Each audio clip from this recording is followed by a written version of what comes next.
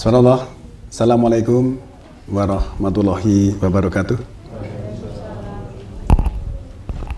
Alhamdulillah. Alhamdulillahilladzi hadana li hadza wa ma kunna linahtadiya laula an hadana Allah. Laqad ja'at rusulur rabbina bil haqqi wa nutu an tilkum jannatu ristumuha bima kuntum ta'malun. Walladzi arsala rasulahu bil huda wa dinil haqqi liyudhhira ala dini kullihi walau karihal musyrikun. Asyhadu an la ilaha illallah wahdahu la syarikalah, asyhadu anna Muhammadan abduhu wa rasuluh. Allahumma shalli wa sallim wa barik ala Muhammadin wa ala alihi wa sahbihi ajmain, amma ba'd.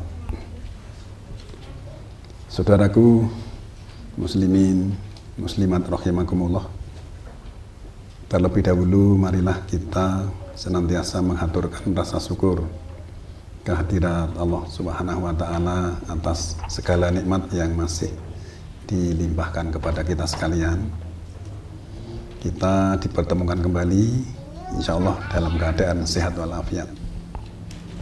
Pada kesempatan kali ini kami ingin mencoba menyampaikan analisa tentang korban ya. Sebentar lagi kita masuk istilahnya itu 10 Zulhijjah, walaupun masih beberapa saat, tetapi supaya sebelumnya bisa kita pahami bersama.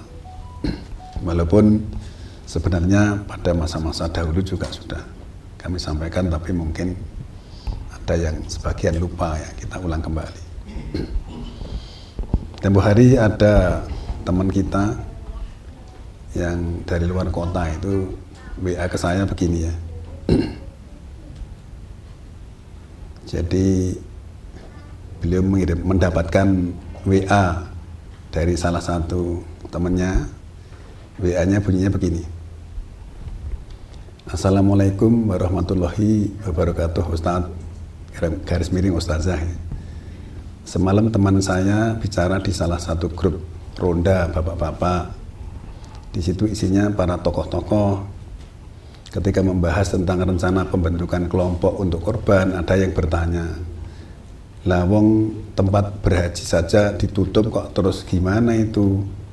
Mengingat korban itu satu rangkaian dengan orang berhaji. Di situ yang harus puasa buka juga.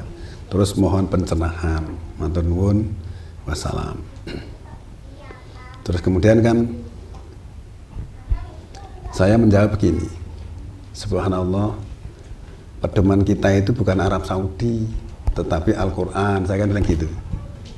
Kalau misalnya di Arab sana itu ada suatu musibah, kemudian orang tidak bisa sholat di Masjidil Haram, mau bawa dia nggak sholat, saya kan bilang gitu. Nah, terus dia mohon pencerahan, kemudian ini saya sampaikan itu nanti bisa juga untuk kita pahami bersama agar supaya tidak terjadi satu pemikiran yang keliru ya. Saudaraku sekalian, bahwa petunjuknya itu Al-Quran. Perintah yang memerintahkan berkorban itu Allah. Al-Quran itu yang menurunkan Allah. Diturunkan dulu melalui Nabi ya, Nabi khotaman Nabi, Nabi penutup. Kemudian diberlakukan untuk seluruh manusia, hudalinas.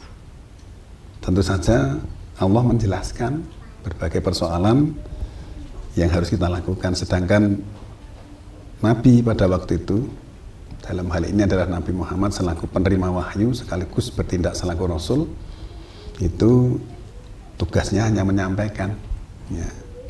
Nanti kan panjenengan bisa lihat surat 599, 2454, 4248 ya, dan banyak lagi yang lainnya. Sehingga Muhammad itu bukan pembuat hukum, tetapi pelaksana hukum.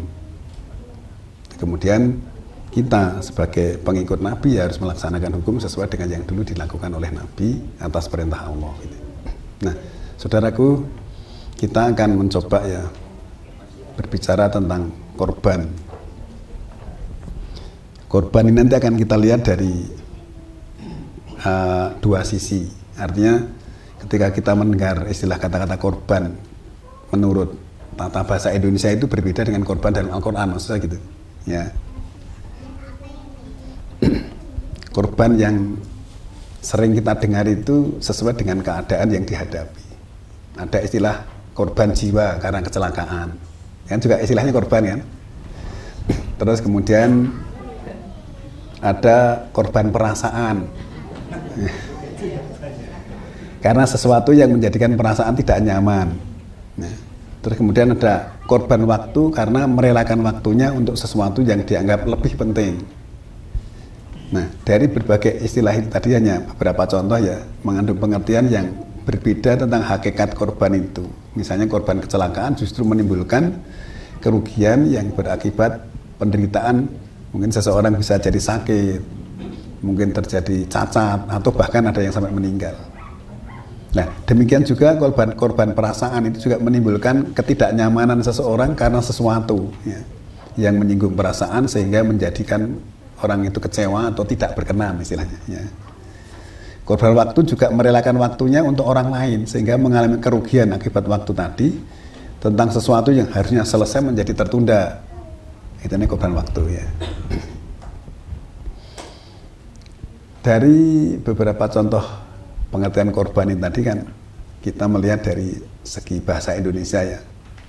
Pada dasarnya adalah sesuatu yang dilepaskan dan berakibat kerugian bagi yang berkorban, baik menyangkut masalah materi, mungkin waktu, atau juga perasaan tadi, maupun dirinya sendiri yang harus menderita. Dari jenis korban yang dilakukan, ada yang bisa diharapkan ada imbalan tertentu. Tetapi ada juga pengorbanan yang justru akan menyengsarakan seperti korban kecelakaan tadi. Lalu korban itu sebenarnya apa? Makna yang sesuai gitu. Agar dengan begitu orang rela berkorban dengan hati yang tulus karena ada harapan yang lebih baik di kemudian hari. Saudaraku, dalam Al-Quran ada istilah hari korban ya. Atau istilahnya Idul Adha, hari nahar itu, di mana setiap diri yang mampu dianjurkan untuk berkorban ternaknya untuk kepentingan dirinya sendiri karena ada hubungannya dengan perintah Allah yang harus dilaksanakan. Namun demikian korban itu sudah cukup lama ya. Pada kebanyakan di antara kita itu masih memahami ya secara monoton ya, tanpa digali pemahaman tentang hakikat perintah korban itu sendiri, sehingga kalau misalnya memberi manfaat itu seperti apa manfaatnya bagi orang banyak atau dalam masyarakat. Sering kami sampaikan bahwa setiap kali Allah memerintahkan sesuatu itu pasti mengandung hal-hal yang positif, hal-hal yang baik bagi pelakunya sendiri maupun juga orang lain atau masyarakat yang ada di sekitarnya. Tempo hari juga ini ada ya, nanti akan saya sampaikan yang nge-share di grup kami juga bahwa ada sesuatu ungkapan yang disampaikan, dikatakan hadisnya sahih ini.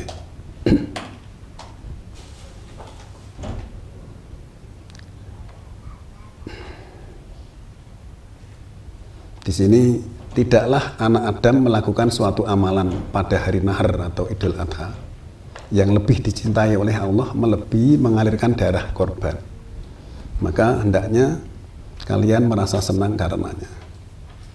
Hadis riwayat Tirmidzi, Ibnu Majah dan Al-Hakim dengan sanad yang sahih. Terus kemudian karena saya juga di sini ada sharing info, kemudian karena saya termasuk juga ada dalam grup itu, kemudian saya juga nge-share gitu kan, sharing info. La yanalluha luhumuha wala dima'uha walakin yanaluhut taqwa minkum kadzalika sahharaha lakum litukabirullaha ala ma hadakum wa basiril muhsinin. Di sini kan tidaklah akan mencapai kepada Allah dagingnya dan tidak pula darahnya. Tadi kan darahnya kan lebih baik daripada yang lain, tetapi yang mencapai kepadanya kepada Allah adalah ketakwaan kamu. Seperti itulah kami edarkan dia untukmu agar kamu membesarkan Allah atas apa yang dia tunjukkan kepadamu, dan berilah kabar gembira orang-orang yang berbuat baik. Ini sebagai awalan daripada korban yang akan kita bahas. Saudaraku, muslimin muslimat rahimakumullah. Korban itu sebenarnya berasal dari kata koroba. Artinya itu mendekatkan diri. Ya, tentu saja mendekatkan diri kepada Allah. Ya. Karena itu sebenarnya korban itu ya bukan menyangkut masalah daging, tetapi mendekatkan diri kepada Allah karena ketaatan terhadap apa yang diperintahkan, walaupun secara fisik memang ada juga yang jadi korban. Ya. Kalau sekarang ya binatang ternak ya, tetapi zaman Nabi Adam dulu tentu saja ya belum tentu ternak. Ketika dulu ada anaknya 2 orang suruh berkorban kan, yang satu dari pertanian, yang satu dari ternakan. Itu nanti panjenengan bisa lihat di dalam Quran ya, surat nomor 5 itu Al-Maidah ya 27 sampai 31 itu. Walaupun di dalam Al-Quran tidak disebut nama Qabil dan Habil, adanya dalam Alkitab itu. Tapi kita sering mengatakan Qabil dan Habil ya. Ya masalah nama itu ya nggak persoalan lah. Kalau sekarang kita korban ternak ya mesti zaman dulu ya itu sesuai dengan keadaan. Tetapi yang lebih penting di sini dari 2 anak Adam tadi yang diterima korbannya itu ternyata yang paling bertakwa. Nah kunci dasarnya ketakwaan di sini kan, yang sampai bukan darah dan dagingnya tapi ketakwaan kamu. Ya nanti jangan bersana ya surat Al-Maidah ayat 27 sampai 31 itu.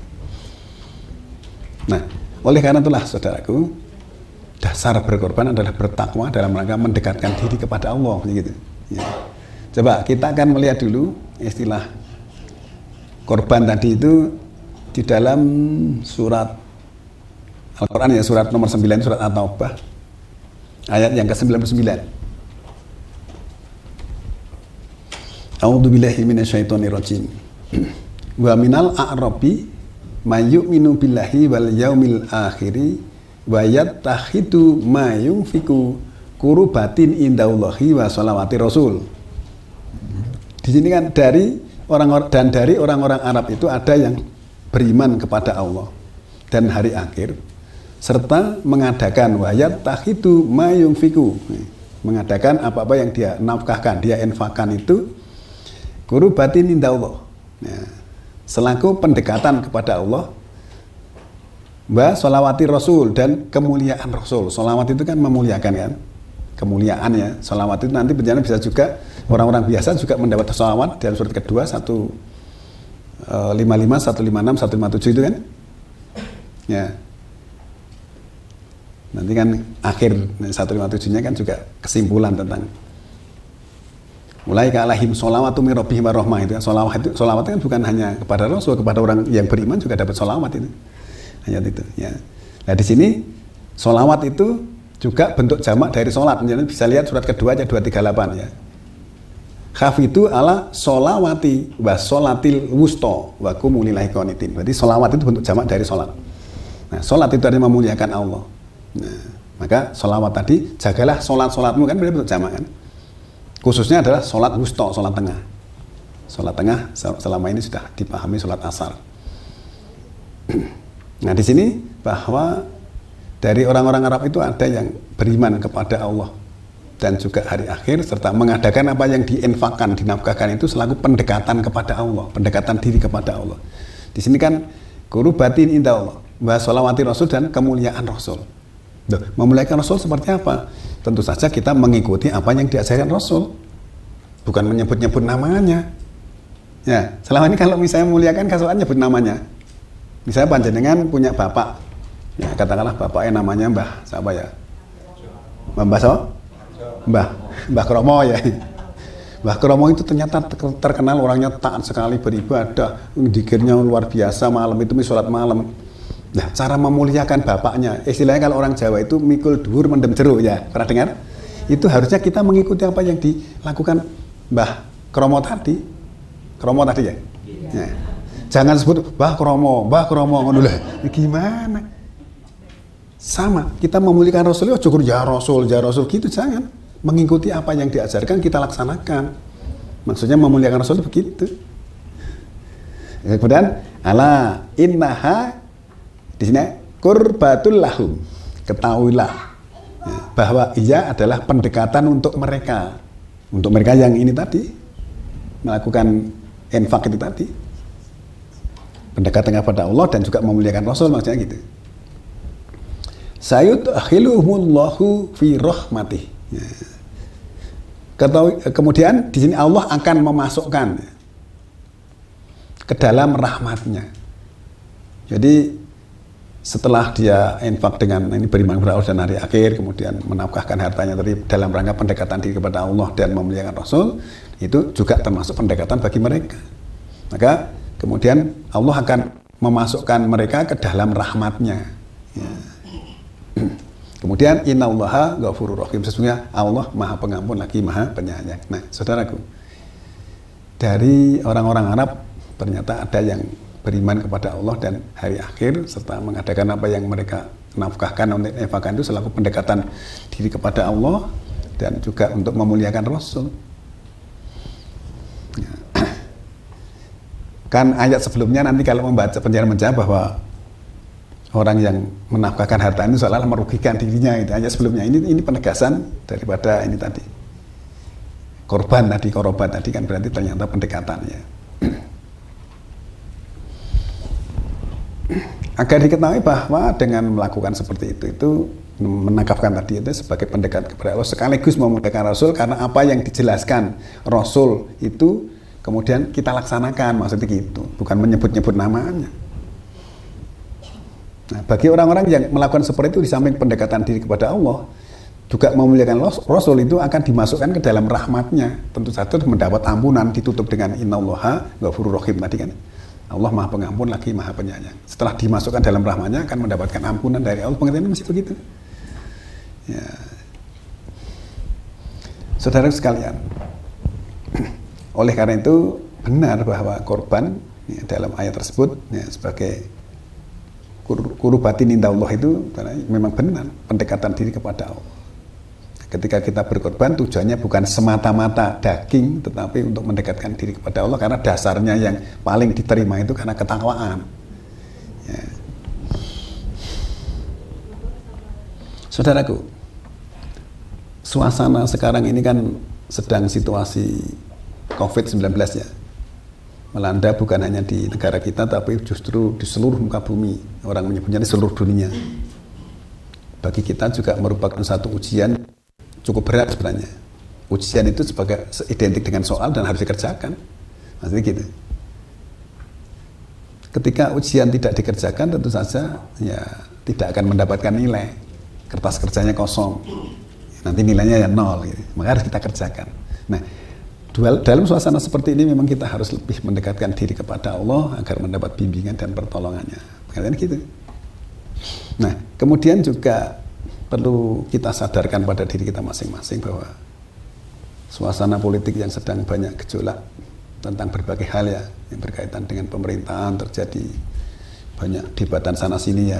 Saya adalah salah satu grup itu juga yang dibahas masalah RUU HIP itu. Nah, tetapi semua itu serahkan saja kepada ahlinya. Kita nggak usah ikut campur tangan lah. Kita membantunya itu ikut berdoa kepada Allah saja. Semoga negara kita senantiasa dijadikan aman dalam lindungan Allah yang Maha Kuasa. Karena memang ya kita tidak punya kapasitas untuk campur tangan. Ya, kita kan orang petani, orang desa, ya sudah. Ya, nah, sawahnya digarap yang baik gitu aja. Nah, misalnya yang melihara kambing ya dipakani, ya jadi dipakani sampah, tapi dipakani rumput nanti untuk korban gitu. Ya. Saudara sekalian, juga sesuatu yang luar biasa bahwa hari ini bertepatan dengan terjadi peristiwa alam yang merupakan bagian dari kebesaran Allah. Ya, terjadi gerhana matahari cincin. Ya, menurut berita atau informasi yang kami baca, terjadi nanti yang bisa dilihat di 31 provinsi, yang dimulai dari wilayah Aceh. Sedangkan di wilayah Jawa Tengah itu nanti terjadinya itu mulai pada jam 14:59, berarti hampir jam 3 kurang 1 menit ya, setelah sholat asar di sini ya. Puncaknya jam 15:18, cincin itu mungkin ya. Kemudian dan berakhir pada jam 15:38, berarti sekitar 3,5 jam ya. Nah, bagi yang berkesempatan tentu saja mengadakan sholat gerhana yang wilayahnya dinyatakan aman dari COVID-19. Karena sampai saat ini kan masih berlaku peraturan tentang PSBB ya. PSBB itu kan pembatasan sosial berskala besar dalam rangka strategi pemerintah untuk mencegah penularan COVID-19. Saudara sekalian, dari berbagai peristiwa itu tadi sebenarnya juga merupakan satu dasar pemikiran bagi kita untuk bisa merenung lebih jauh, kita lebih benar-benar tawakal kepada Allah, lebih mendekatkan diri kepada Allah. Karena ternyata kita ini baru dicoba anak kecil aja, lebih kecil daripada anak kecil. COVID-19 di bawahnya anak kecil itu aja kita udah kebingungan, sudah ketakutan. Apalagi nanti yang gede, raksasa buto hijau itu, wah, lebih menakutkan lagi nanti. Itu yang kecil aja kita pada ketakutan. Nah, maka kami hanya mengajak, mari kita senantiasa bertawakal, mendekatkan diri kepada Allah, itu nanti semuanya akan aman. Ya. Saudara sekalian, tentang korban ya, kita kembali kepada pokok masalah yang kita bahas. Korban hewan ternak itu sudah cukup lama kita lakukan dan minimal setahun sekali lah. Tapi kalau diperhatikan, ya korban hewan ternak yang kita lakukan itu pada umumnya masih berorientasi pada daging tadi, ya. Sehingga masih sering terjadi, ya saya masih sering mendengar itu terjadi perdebatan di daerah-daerah tertentu yang bersifat teknis banyak kali menurut kami. Bukan masalah prinsip, misalnya pembagian daging itu kepada siapa saja, itu masih menyele-nyelan gitu loh, perdebatannya masih. Terus kemudian masalah kulit itu boleh dijual apa tidak, itu juga masih perdebatan. Ada kelompok tertentu yang dicacah-cacah sampai habis, nanti dibagi juga. Terus kemudian daging itu harus habis selama 3 hari. Ya. Kemudian yang berkorban mendapat sepertiga. Sepertiga itu paha sama sama hati. Dan juga masih banyak yang lain lah. Kalau menurut kami bahwa sebenarnya itu hanya menyangkut masalah teknis. Karena tadi yang dibutuhkan oleh Allah itu bukan darah dan dagingnya. Yang butuhkan darah itu kamu. Sekarang kenapa darah diharamkan, nanti akan saya jelaskan pada belakangannya. Karena teknis itu kan tidak dijelaskan secara rinci dalam Al-Quran, maka kita harus membuat satu strategi sesuai dengan kebutuhan kita, masih gitu. Berdebat sendiri, nanti malah akhirnya berantem, akhirnya wah yang satu pulang terus bagi sendiri, nggak selesai nanti. Saudaraku, sebenarnya kalau diperhatikan, saya menjawab pertanyaan ini tadi ya. Teman kita yang dari luar kota tadi kirim WA katanya, di Arab Saudi aja tidak ada haji kok korban. Terus itu gimana? Ya, perdebatannya kita lihat Quran aja gitu. Nah kalau diperhatikan ya, korban hewan ternak itu sebenarnya ada 2 hal. Artinya dua sisi yang harus kita pahami.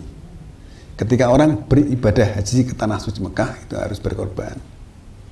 Kemudian yang tidak berhaji ke sana itu juga ternyata menyembelih korban. Nah itu yang harus kita pahamkan pada diri kita masing-masing. Gimana kok bisa begitu? Ya, ya.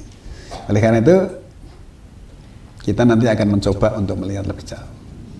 Sampai sejauh ini juga hampir belum pernah ada yang mencoba membahas secara rinci, sehingga setelah terjadi persoalan baru muncul pertanyaan. Nah ketika sebelumnya sudah dibahas kan pertanyaan sudah terjawab sebelumnya gitu. Ya, semuanya berjalan sesuai dengan tradisi yang sudah berlaku. Tidak ada yang menganalisakan kenapa hal itu harus dilakukan. Tetapi kalau kami lihat juga bahwa kebanyakan para saudara-saudara kita yang beribadah haji itu, korban itu juga jarang dibahas, tapi diganti dengan yang namanya dam. Ya pernah dengar ya? Dam itu artinya denda. Ya. Padahal sebenarnya korban di dalam haji itu adalah ayatnya itu wajib. Ayatnya jelas gitu ya, nanti akan kita lihat ya.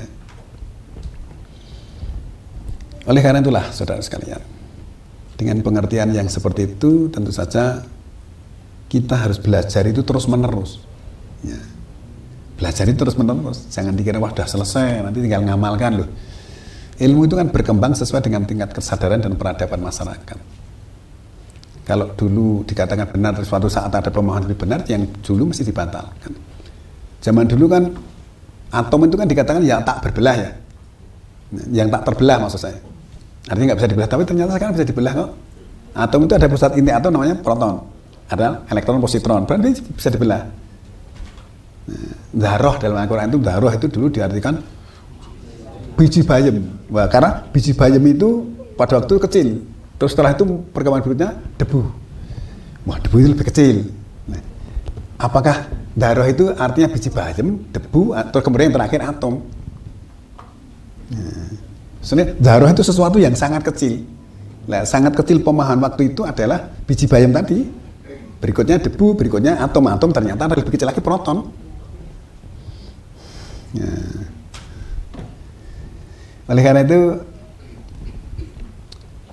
sebenarnya kalau kita belajar Al-Quran secara luar biasa, ilmu kita itu akan berkembang terus menerus, manakala kita belajarnya juga terus menerus. Tapi hampir-hampir kalau ngasih dalil itu ayat-ayatnya nggak pernah keluar. Di biasa itu isinya bukan ayat. Dari pagi sampai sore sampai berbulan-bulan isinya bukan ayat. Kayak ayatnya nggak dipakai sebagai petunjuk ya. Nah, sebenarnya ya berdasarkan ayat Al-Quran, korban ketika haji itu ya melaksanakan korban yang hukumnya wajib tadi. Kalau tidak dilaksanakan itu akan mendapatkan sanksi, masih gitu. Kan berarti wajib kan? Karena sesuatu yang tidak dilaksanakan sanksi kan berarti kan wajib. Tetapi sampai sejauh ini ya belum dikupas secara mendetail sehingga masyarakat itu jelas. Pada umumnya saudara-saudara kita yang berangkat ke sana jadi juga belum tahu. Ya saya kira misalnya mau berangkat haji kok guru di manasik hanya berapa hari itu, bagaimana ilmunya bisa diterima? Kan nanti dijelaskan hanya masalah pahala. Nah, ilmunya mesti nggak menguasai.